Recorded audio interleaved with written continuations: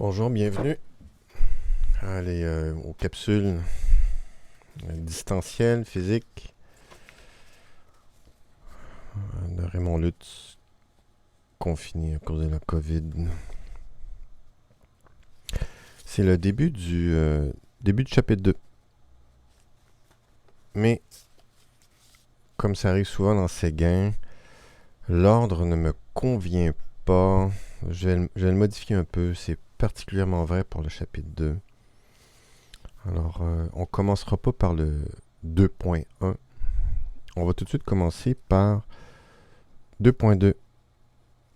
Et en plus, bon, ça c'est ma préparation. On va commencer par, donc j'ai dit 2.2. Ça ne sera pas la totalité de 2.2. Je vous indique tout de suite les pages. Alors, ça va être les pages 181 à 184. Ça va être le contenu de ma capsule vidéo. Et également 2.4.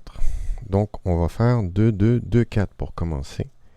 Et après, on reviendra à la séquence normale. Donc, je change un peu la structure. On va commencer. La réorganisation que je la fais pourquoi? Pour avoir un ordre qui est basé sur, au début, les phénomènes. Ce qu'on appelle un phénomène physique, comme la gravité, un phénomène magnétique, électrique. Et en optique, il y en a deux phénomènes qu'on va étudier dans cette section-là, dans cette capsule-ci. C'est le phénomène de réflexion et de réfraction. Donc, je veux commencer tout de suite par ces deux phénomènes-là. Et après, on verra les applications concrètes. Ce que j'appelle des machines, des réalisations qui utilisent ces deux phénomènes-là.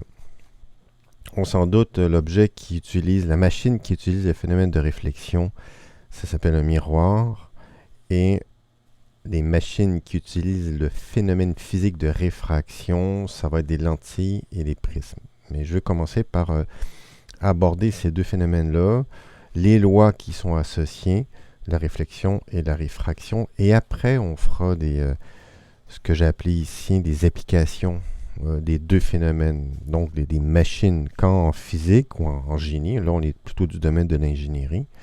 On maîtrise bien les phénomènes, on connaît les lois, mais on est capable de construire des machines optiques. Microscopes, des télescopes, tout ça, ce sont des machines.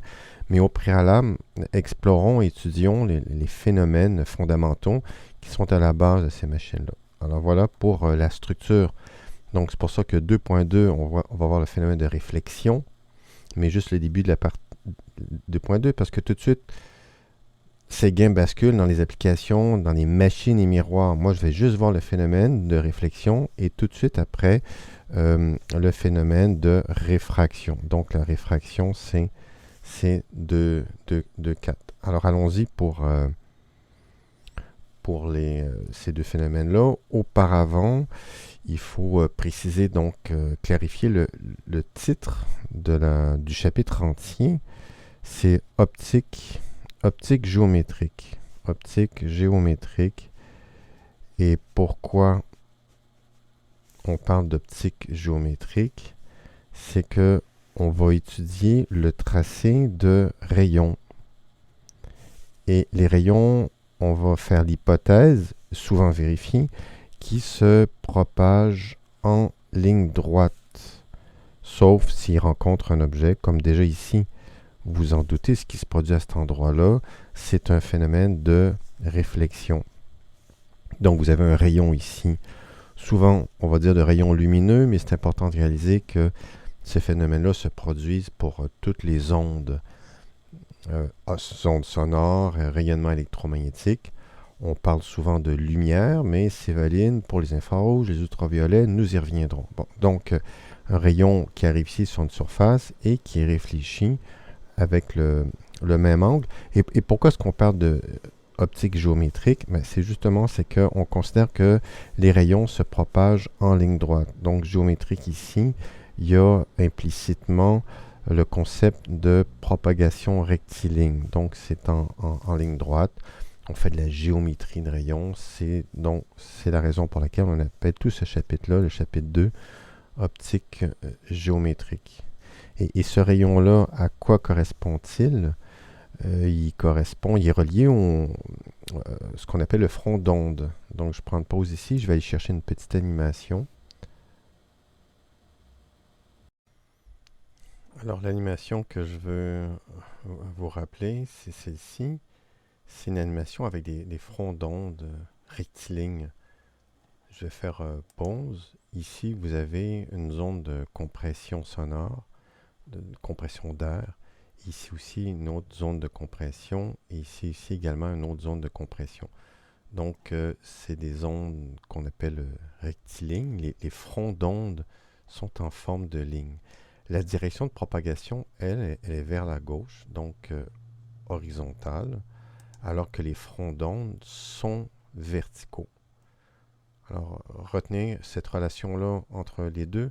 Ça va toujours être le cas qu'une direction de propagation, localement, est perpendiculaire au front d'onde. C'est vrai pour les ondes sonores, mécaniques, mais c'est vrai également pour les ondes de lumière et de rayonnement électromagnétique qu'on voit dans le chapitre 2 et 3. Donc, la direction de propagation perpendiculaire au front d'onde. Et c'est ce qu'on a ici. Quand on fait de l'optique géométrique, le rayon qui est là, le rayon qu'on appelle le rayon lumineux, c'est la direction de propagation.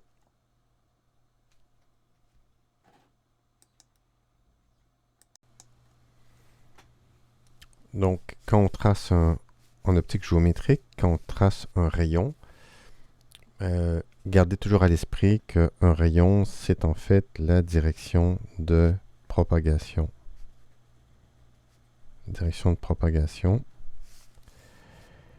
Et tout de suite, avec le petit dessin qui est là, on est déjà en train de voir le phénomène de réflexion. Et pour la réflexion, on voit que la façon dont j'ai dessiné mon dessin, c'est une relation que vous avez déjà vue au secondaire. Ces deux angles-là sont congrus. On va les nommer θ1, θ2 et la loi de la réflexion, donc loi de la réflexion que je vais abrévier ainsi, c'est θ1 est égal à θ2. C'est tout. J'irai pas plus loin dans le chapitre, dans le début du chapitre 2 sur la réflexion. Les angles, souvent on va les appeler incidence. θi est égal à θr. Moi je l'ai appelé θ1, θ2. C'est équivalent. Ces deux angles-là sont congrus quand vous arrivez sur une interface réfléchissante. La plupart des interfaces sont réfléchissantes. On a vu avec la corne, quand vous avez une impulsion incidente, elle va être en partie réfléchie et en partie transmise. Et la partie réfléchie va respecter cette relation-ci, que l'angle d'incidence va être le même que l'angle de réflexion. Ici, les angles, on prend tout de suite l'habitude de les mesurer par rapport à la perpendiculaire, par rapport à la normale. Si vous avez un rayon qui arrive avec un angle de 0 degré, donc l'incidence sera égale à 0 degré, l'angle réfléchi va être également 0 degré, donc le rayon va revenir sur ses pas. Tout comme ça ici, directement sur lui-même. Les angles, on prend l'habitude donc de mesurer par rapport à la normale.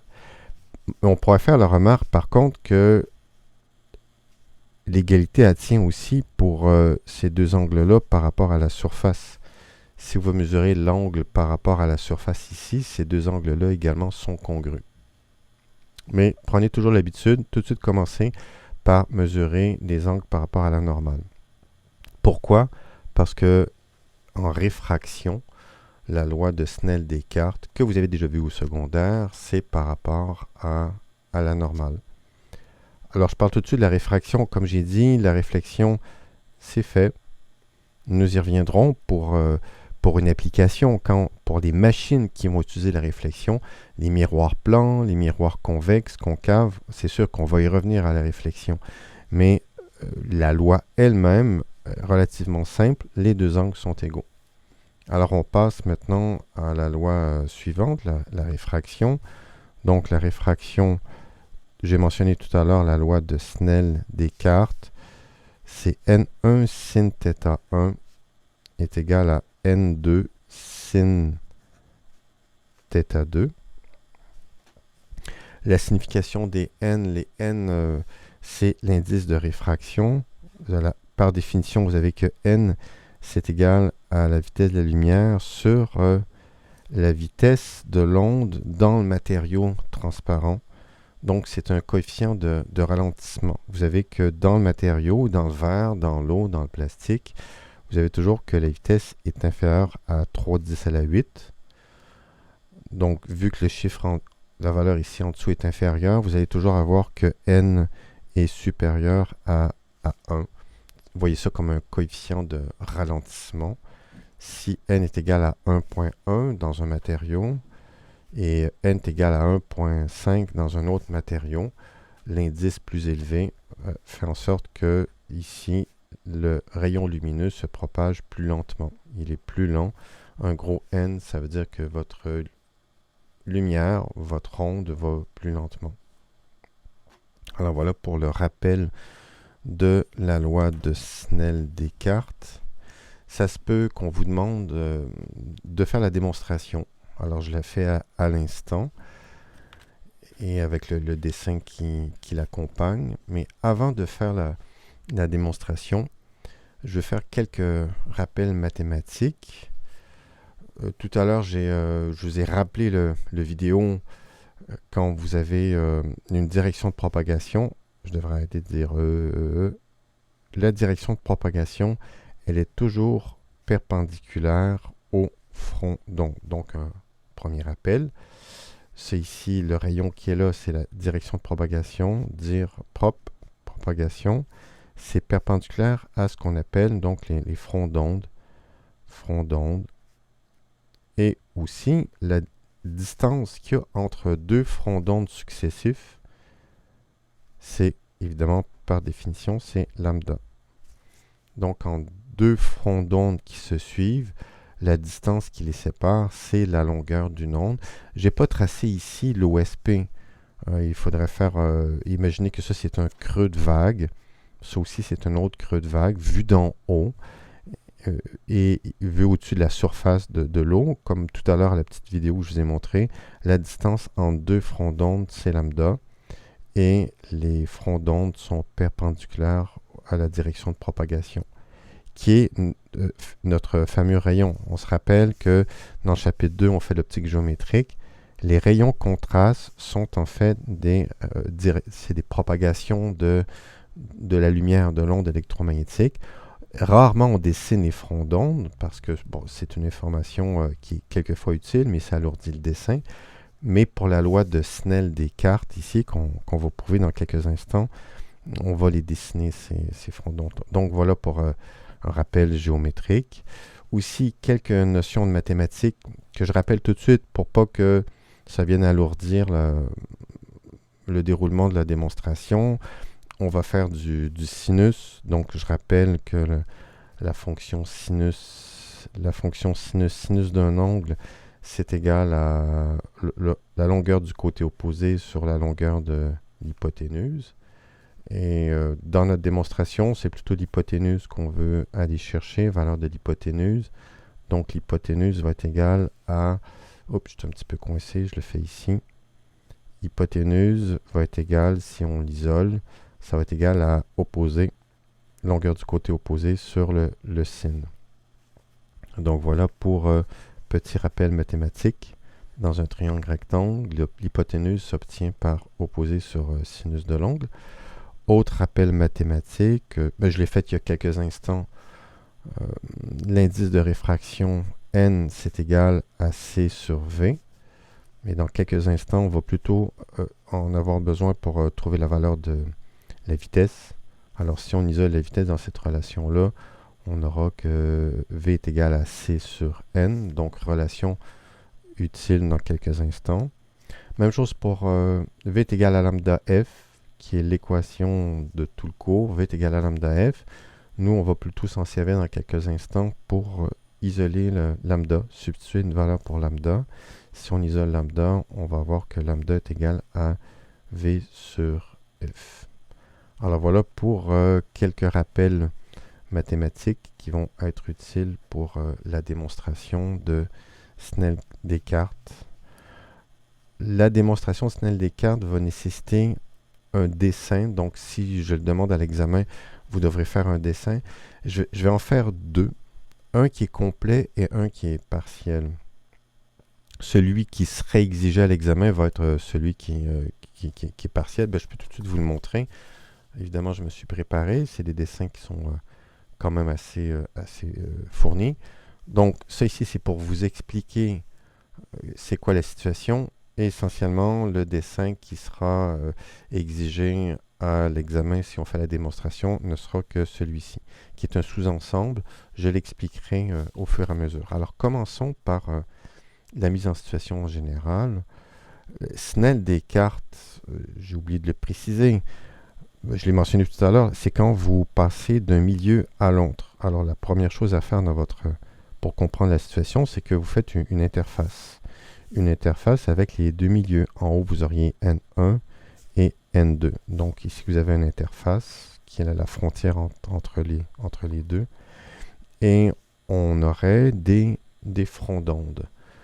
La loi de Snell-Descartes, c'est pour quantifier la cassure des rayons quand ils traversent d'un milieu à l'autre. Alors, pour illustrer les cassures, si vous avez une cassure pour les directions de propagation, alors ça, c'en est une direction de propagation. Ici, la direction de propagation casse. Le rayon, au lieu de continuer en ligne droite, il casse ici vers la normale. La ligne droite, ça serait comme ça ici. Donc, les rayons cassent, mais également les fronts d'onde. Donc, la première chose que moi je fais quand je dessine, je reproduis ce schéma-là, c'est je fais des front d'onde. Donc, ceci, ça serait un premier front d'onde qui casse. Après ça, je fais un deuxième front d'onde parallèle au premier. Donc, ces deux lignes-là sont parallèles entre elles. Et ici, à partir de l'interface, je fais un deuxième front d'onde qui casse avec le même angle, donc parallèle à celui-ci dans le deuxième milieu.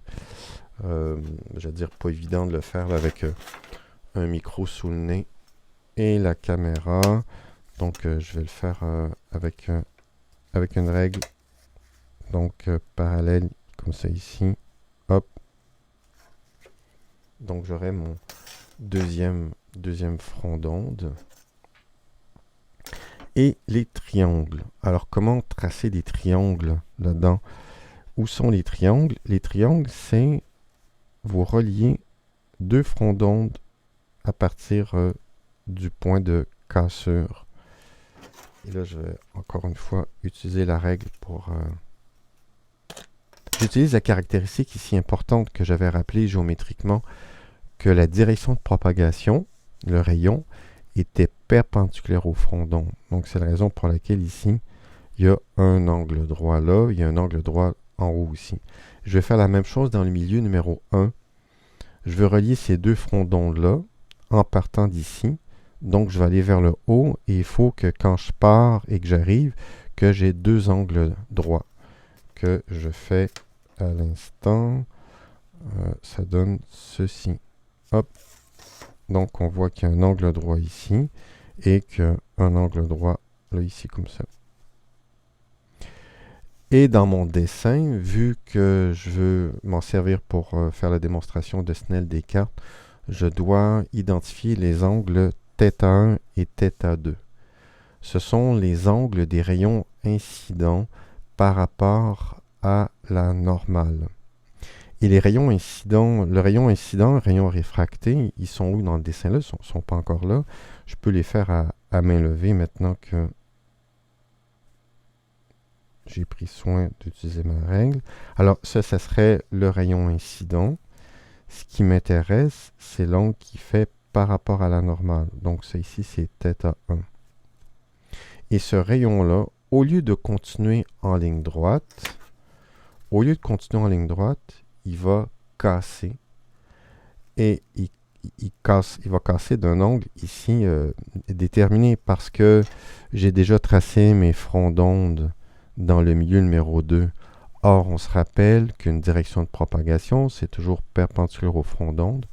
Donc ici, dans le deuxième milieu, j'ai déjà un front d'onde, ce qui fait que pour être cohérent, il faut que mon rayon casse beaucoup, beaucoup, beaucoup, jusqu'à temps que ici, vous ayez un angle de 90 degrés par rapport au front d'onde, ce qui devrait donner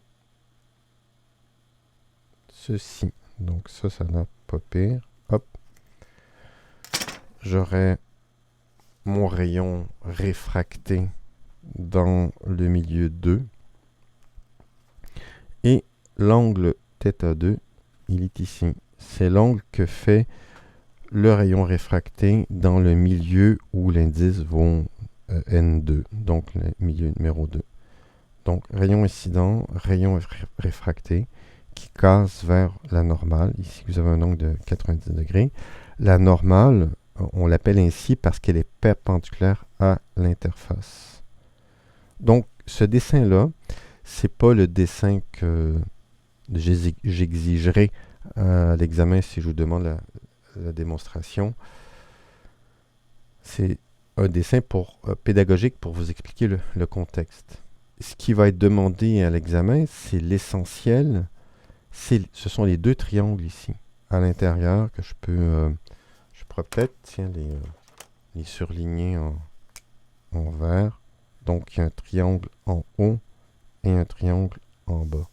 C'est juste ces deux triangles-là que vous aurez à reproduire à l'examen. Alors, une interface.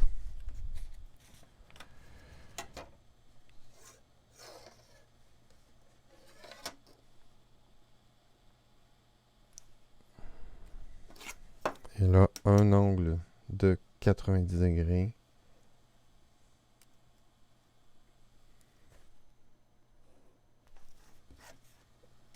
Voilà.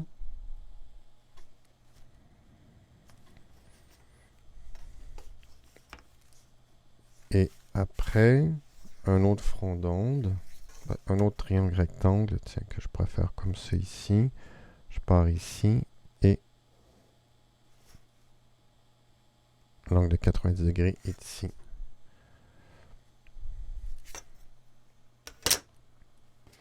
Où sont les angles θ1, θ2? Dans le dessin, je vous demande de tracer la normale. Ma règle est trop longue. La normale, elle est ici, à 90 degrés. Le rayon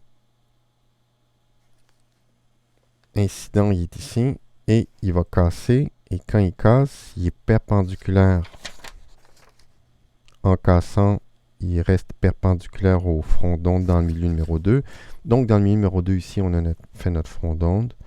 On fait une perpendiculaire. Ici, vous avez un angle de 90 degrés. Et ça serait le rayon réfracté.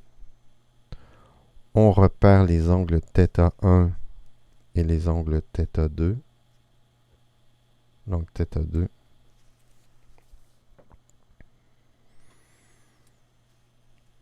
Et les longueurs d'onde. Les longueurs d'onde sont les côtés ici. Ça, c'est la longueur d'onde dans le milieu 1, donc c'est lambda 1, et ici, c'est lambda 2.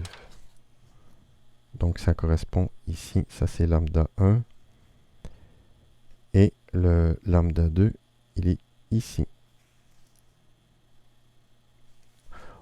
On n'est pas obligé de faire de fronts d'onde successifs. Ici, j'ai fait deux fronts d'onde successifs dans le milieu 1, deux fronts d'onde successifs dans le milieu 2.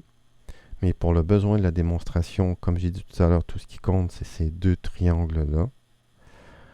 Et dans ces deux triangles-là, ben, il n'apparaît qu'un bout de front d'onde ici. Et l'autre bout de front d'onde, il est là. La distance qui est ici, la distance entre là, c'est bel et bien lambda 1 et lambda 2. Lambda 2, lambda 1, excusez-moi. Alors, on est prêt pour faire la démonstration. Il faut, avant de commencer la démonstration, dans le dessin, il faut compléter dans les triangles rectangles qui sont là, c'est ceux qu'on va faire de la trigo. Il faut retrouver l'angle θ1. Alors, dans ce triangle rectangle-là, il y a trois angles. Il y a l'angle droit, un angle à gauche, puis un angle à droite. L'angle θ1 se retrouve où dans le triangle supérieur? Cet angle-ci, il est complémentaire à lui. Et cet angle, l'angle qui est à droite est complémentaire à celui de gauche. Donc, ici, vous avez θ1. Donc, ces deux angles-là sont congrus. On peut l'identifier. C'est θ1. Même démarche pour le triangle, le petit triangle ici en bas. θ2 va se retrouver où? θ2 se retrouve ici, à droite. Donc, cet angle-ci est congru à celui-là. Donc, ici, c'est θ2. Je voulais faire ma figure plus grande, mais finalement, je suis pas mal encore coincé. Désolé. Et ça ici, on se rappelle que c'est lambda 2. Et ça ici, c'est lambda 1. Donc, à partir de ce triangle, de ces deux triangles-là, on est capable de prouver la loi de Snell-Descartes. Le départ de la démonstration, c'est de réaliser que les deux triangles rectangles partagent l'hypoténuse. Donc, on peut écrire, je vais le faire ici à droite, H1 est égal à H2. Donc, les deux hypoténuses, on peut dire que c'est égal à H finalement, vu qu'ils ont la même longueur. L'hypoténuse du triangle 1 est égale à l'hypoténuse du triangle 2 qui est égale à H. Et souvenez-vous, je vous avais fait un petit rappel mathématique. Un triangle rectangle, quand on cherche l'hypoténuse, c'est essentiellement côté opposé sur sin. Donc ici, dans le triangle 1, l'hypoténuse du triangle 1 va être côté opposé à l'angle sur le sin. Et le côté opposé de cet angle-là, c'est lambda 1. Donc H1 qui est ici, ben, on peut remplacer ça par longueur du côté opposé sur le sin de l'angle θ. Donc je vous rappelle essentiellement, on a employé cette correspondance-là. L'hypoténuse, c'est égal à côté opposé sur le sinus. Donc côté opposé sur le sinus, on fait ça pour le triangle supérieur. On fait la même chose pour le triangle inférieur. L'hypoténuse ici va être égale à côté opposé sur le sinus de l'angle. Or, le côté opposé, c'est lambda 2. Donc, ça va être lambda 2 sur sinus de θ2. Donc, c'est le début de ma démonstration. Lambda sur sin. Et après, j'allais dire, on se débarrasse du lambda. Le lambda, on peut y substituer la relation V sur F. Alors, allons-y. Lambda 1, on va remplacer ça par V1 sur F. Donc, lambda 1, ça va être V1 sur F que je laisse à côté. Sin θ1 est égal à V2 sur F sin θ2. Donc, V sur F, c'est la même chose que lambda. Ici, lambda 2, j'ai remplacé par V2 sur F. C'est la même fréquence des deux côtés. Quand vous changez de milieu, la fréquence reste la même. On l'a vu dans la démonstration vidéo avec le simulateur. Donc la fréquence est la même. Il y a une simplification des deux côtés. Il reste la vitesse. Et la vitesse, vous en doutez, on va y régler son compte avec C sur N. Ça va faire apparaître l'indice de réfraction. Donc vous avez que V est égal à C sur N. On va remplacer V1 par C sur N1. Donc V1 qui est ici, on va remplacer par C sur N. Donc C sur N1. V1, donc C sur N1. Le sin est encore là en dessous. est égal à V2, ça va être C sur N2 fois le sin θ2. C'est la même valeur de vitesse C des deux côtés, 3/10 à 8. Il ne reste que les numérateurs qu'on peut mettre égaux entre CQFD N2 sin θ2, ce qui est la démonstration de Snell-Descartes à partir des triangles qui sont là. Donc, à l'examen, c'est essentiellement ce qui serait demandé pour une démonstration complète. Le petit dessin qui doit accompagner la démonstration doit faire intervenir la normale avec les angles θ1 et θ2. Parce que les angles qui sont là dans Snell-Descartes, c'est des angles qui sont mesurés par rapport au normal. Donc, ils doivent être identifiés dans le dessin. Leur angle congru également dans les petits triangles. Puis après ça, comme on dit, bingo, l'affaire est dans le sac. Vous identifiez les longueurs lambda 1, lambda 2 avec les angles droits. Et après, zoom, Snell-Descartes. Alors voici en quoi l'analogie du tank peut nous être utile. Ici, supposons que vous ayez un milieu qui est lent, puis ici un milieu où la vitesse de propagation elle est plus rapide. Donc plus rapide. Pour un tank, ça correspondrait à quoi? Imaginez qu'ici c'est de la boue. Donc le sol est boueux. Donc les chenilles font en sorte que la traction est mauvaise, ça avance lentement. Alors ici, vous avez un sol sec. Ce qui est intéressant à observer, c'est imaginer que vous ayez un tank qui arrive comme ça ici avec un angle par rapport à l'interface. Donc vous avez ici, je vais symboliser le tank par essentiellement un rond et deux chenilles. Donc vous avez des chenilles qui sont... Mettez-vous à la place du conducteur, ça serait la chenille droite. Ça serait la chenille gauche. Et vous arrivez dans le milieu numéro 2, qui est plus rapide. On se rappelle que le tank tournait quand une des deux chenilles avait une vitesse différente. Tant qu'on est dans le milieu numéro 1, les deux chenilles vont à la même vitesse. Mais là, ce qui est intéressant d'observer, c'est que quand le tank arrive à angle dans le deuxième milieu, une des deux chenillettes va arriver dans l'interface, sur l'interface avant l'autre. Ici, ça va être la chenille de droite. Elle va toucher le sol sec avant l'autre, donc elle va être plus rapide que l'autre chenille qui va être encore dans la section boueuse. Comment est-ce qu'on fait pour se déplacer? En ligne droite, les deux chenilles vont à la même vitesse, mais si on veut tourner vers la gauche, il suffit d'avoir une vitesse différente d'une chenille à l'autre. Alors ici, qu'est-ce qu'on retient? Ça tourne du côté où la chenille va moins vite. Excusez-moi, j'ai bien fait de refaire la séquence. Ça tourne du côté où la chenille elle est plus lente.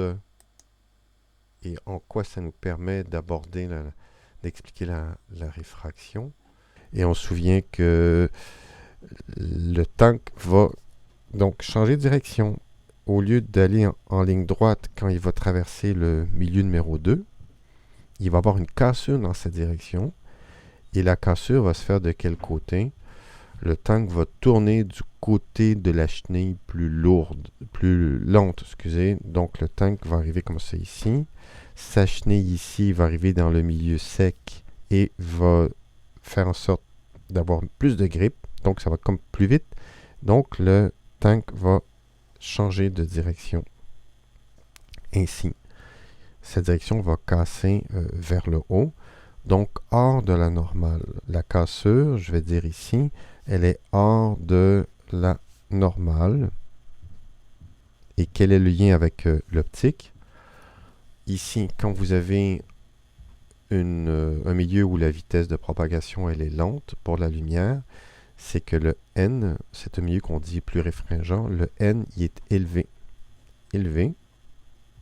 Et ici, un milieu où la lumière est plus rapide, vous allez avoir un indice ici de réfraction qui est un milieu moins réfringent. Le n, il va être faible. Donc, quand vous passez d'un milieu plus réfringent à moins réfringent, votre cassure va être hors de la normale. L'inverse est vrai aussi. Si vous arrivez à un certain angle comme ça ici, par rapport à milieu n égale 1, n égale 2, alors à l'inverse, si vous arrivez dans un milieu, passez d'un milieu à un autre où vous seriez dans une zone rapide, puis vous arrivez dans une zone où les chenilles donnent une vitesse lente, donc boueux, vous passez de sec à boueux. On imagine toujours ici les deux chenillettes, gauche-droite. La chenillette de droite va arriver dans le milieu lent avant l'autre. Et vu que la chenille de droite arrive dans le milieu lent, la cassure va se faire vers la normale. Donc le tank en ligne droite aurait continué ici, mais il va dévier vers la normale.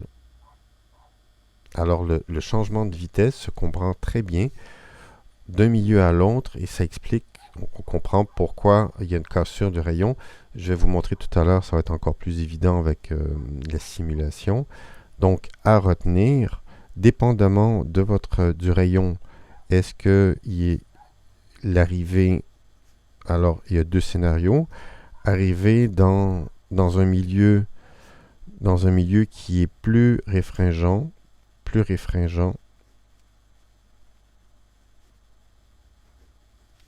alors dans un milieu plus réfringent ou à l'inverse, dans un milieu moins réfringent.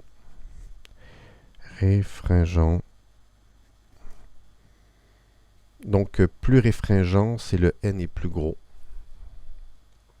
Alors quand vous arrivez dans un milieu plus réfringent, vous arrivez ici, le milieu ici est plus lent, donc vous avez un N qui est élevé. Ici, on est la situation où N2 est supérieur à N1, alors qu'ici, on avait que le milieu numéro 2 était inférieur au milieu numéro 1.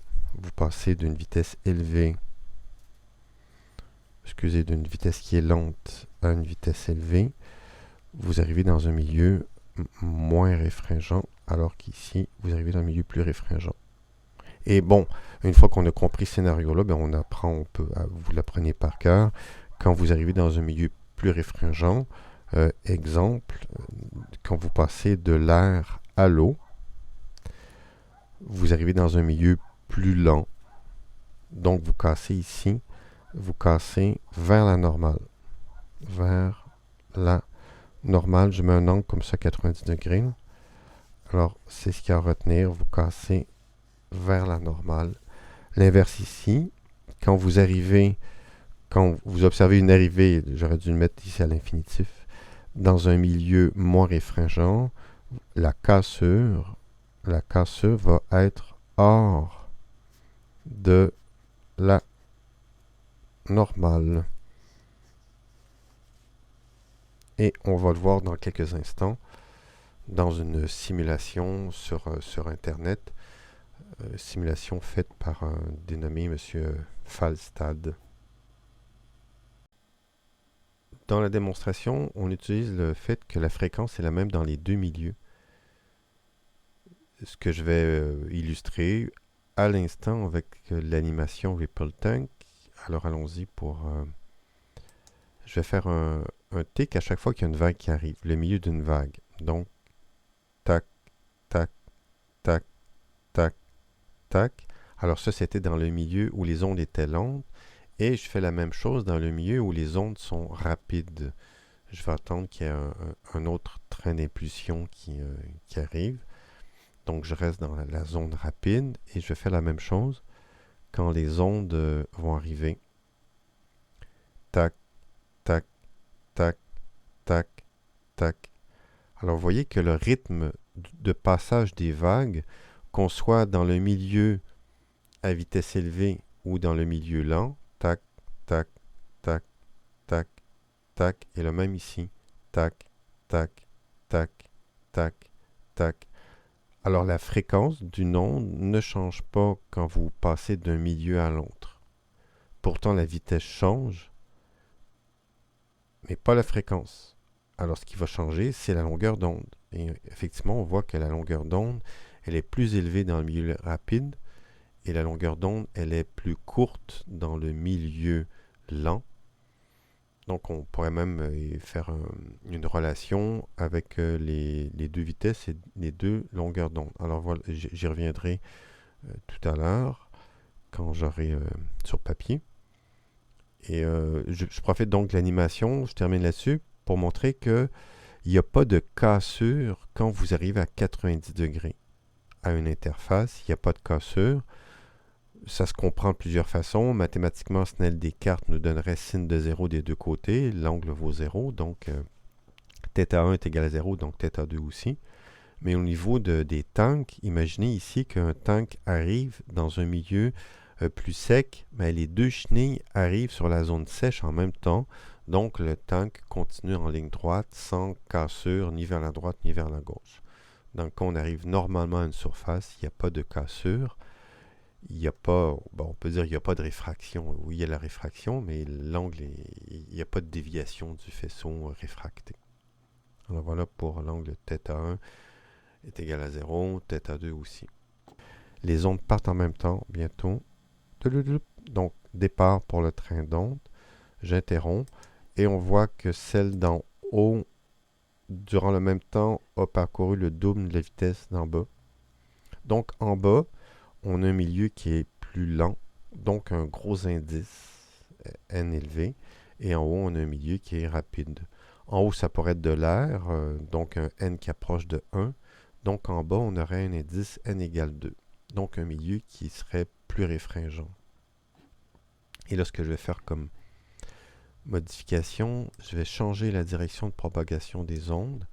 Donc l'émetteur, l'espèce de palette qui bouge et qui envoie des impulsions, je vais les mettre entièrement dans le milieu numéro 1, donc à vitesse rapide, et l'impulsion va arriver dans le milieu 1.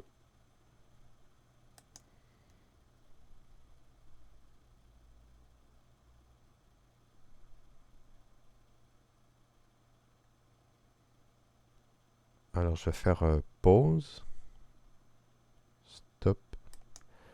Alors ici, qu'est-ce qu'on voit en haut? Ben, essentiellement, c'est l'onde qui est incidente et qui est réfléchie.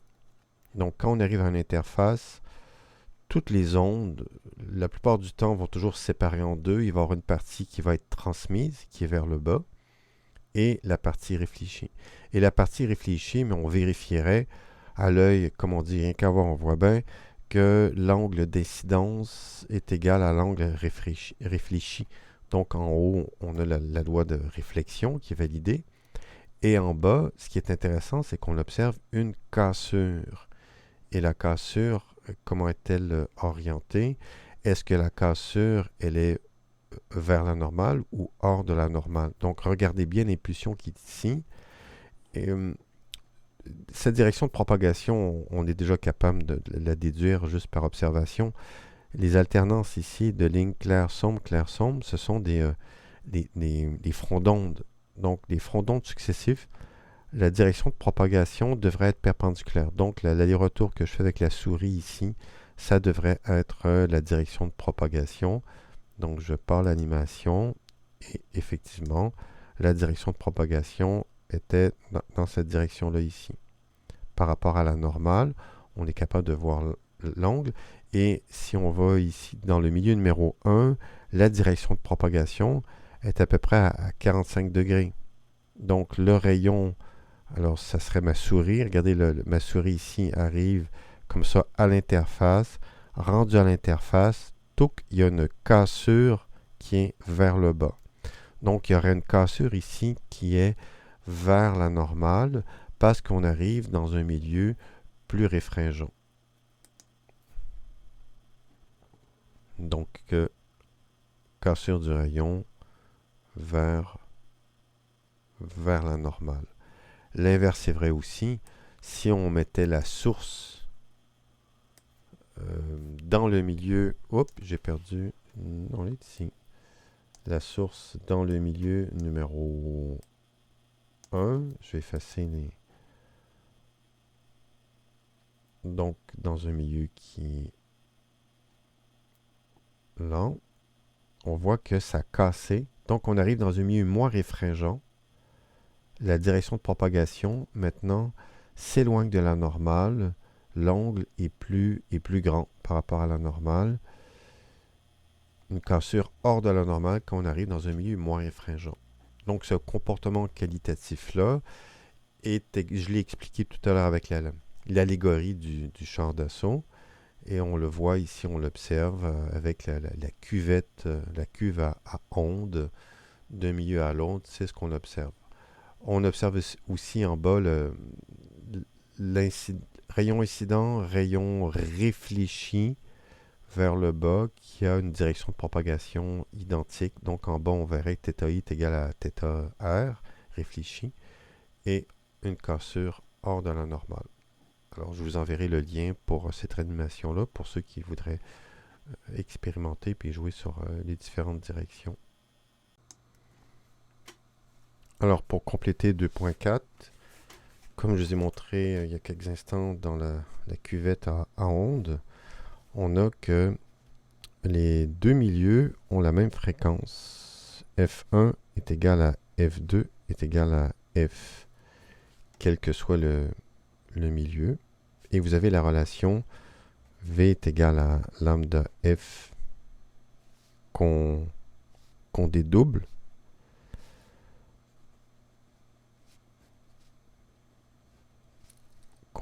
Mais pas pour le F. On ne met pas d'indice 1 et 2 à la fréquence car elle est la même. Et là, on peut obtenir une relation qui est utile. C'est que le rapport des vitesses va vous donner le rapport des longueurs d'onde. Et les rapports des vitesses, si on veut les relier aux indices de réfraction, vu que c'est un indice de ralentissement, ça va être l'inverse. Ici, vous avez V1, mais ça va être N2 sur N1. Donc, cette relation-là est quelquefois utile. Le rapport des longueurs d'onde est donné par le rapport des indices de réfraction. Alors, voilà pour la relation des fréquences est la même d'un milieu à un autre. Pour compléter 2.4, donc on termine de 2.4. Pour terminer 2.4, il reste à parler de la RTI. RTI pour réflexion totale interne. Oh, il y a déjà un I. Donc RTI, réflexion totale interne.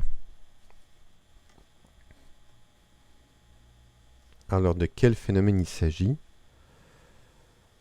Souvenez-vous, quand on quitte un milieu, par exemple de l'eau, et on arrive dans l'air, on va casser, on continuera pas en ligne droite, on va casser, et on va casser vers la normale ou hors de la normale. On se souvient qu'on arrive dans un milieu plus rapide, moins réfringent, on casse hors de la normale. Mais est-ce qu'on pourrait, donc on va casser vers le bas. Qu'est-ce qui se produit si on casse rasant, puis avec un angle encore plus élevé, comme ça ici? Est-ce que cette situation-là est possible? Est-ce qu'on pourrait avoir un angle θ2 est égal à 90 degrés? Mathématiquement, il n'y a rien qui nous en empêche. Vous avez la relation. Là, je vais intervertir, mais je vais intervertir. C'est encore N1, N2, le milieu numéro 1, milieu numéro 2. J'ai inversé vu que j'arrive par en dessous. Vous allez avoir la relation N1 sin θ1 est égal à N2 sin θ2. Et là, on fait l'hypothèse que θ2 vaut 90 degrés. Cet angle-ci, ce rayon-là, je vais souvent l'appeler le rayon rasant. Alors on aurait un rayon qui rase la surface, sortira à 90 degrés. Au niveau de l'équation, est-ce que c'est possible? Pourquoi pas? Sin θ 2 ici, ça serait sin de 90 degrés.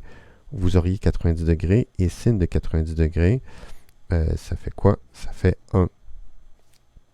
Donc vous auriez 1 fois n2.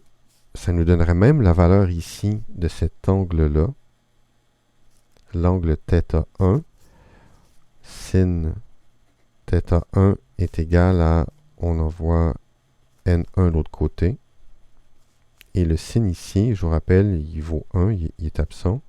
Cet angle-ci, on l'appelle l'angle critique.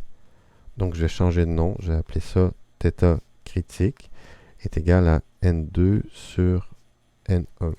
Et pourquoi est-ce qu'on l'appelle critique? C'est que si l'angle d'incidence ici, si on l'ouvre encore plus, imaginez, tiens, je vais changer de couleur, imaginez que mon rayon incident soit encore plus ouvert. Si l'angle incident θi est supérieur à θc, le rayon réfracté ne peut pas augmenter encore d'angle. Il n'y aura plus de réfraction, ça donnerait un signe. Snell-Descartes, quand vous allez essayer de l'appliquer, ça va faire erreur. Il n'y aura plus de réfraction. Vous allez avoir de la réflexion totale interne. Donc, la surface qui est là va se comporter comme un miroir parfait. Donc, il va y avoir de la réflexion. Alors, si l'angle d'incidence est supérieur à l'angle critique, valeur qu'on calcule à partir de cette relation-là, alors vous allez avoir de la RTI. Donc, il n'y aura pas de transmission. Donc, ça contredit un peu ce qu'on avait déjà dit, qu'une impulsion, quand elle arrivait sur une interface, se séparait en deux, qu'il y avait une partie réfléchie et une partie transmise. Et non, là, il n'y aura pas de partie transmise. Il va y avoir essentiellement une réflexion. Seule la réflexion va se produire à l'interface. Ce que j'illustre à l'instant avec le logiciel Ripple Tank. Alors, de nouveau, l'animation Ripple Tank. Je vais démarrer. Alors, l'impulsion arrive par en dessous, lumineuse, arrive à l'interface et elle se réfléchit en totalité vers le bas. Il n'y a rien qui est transmis. On le voit en 3D, c'est encore plus manifeste. Donc l'impulsion incidente arrive à l'interface. Il y a un phénomène de réflexion totale interne. Donc l'interface se comporte vraiment comme un miroir. Et ça se produit, je vais arrêter, effacer, ça se produit pour un certain angle. Ici, j'ai un angle d'incidence qui serait moins ouvert, donc moins grand. Il va y avoir transmission. Il va y avoir le comportement attendu usuel que l'impulsion incidente se sépare en deux. En une partie qui est réfléchie et une partie qui est transmise. Je vais effacer un peu, il y a un peu de monde là. Donc, l'impulsion incidente se sépare en deux. Une partie réfléchie vers le bas, puis une partie transmise. Ça, c'est quand vous arrivez avec un angle pas trop élevé. Si vous arrivez avec un angle plus élevé, supérieur à l'angle critique, vous allez avoir de la RTI.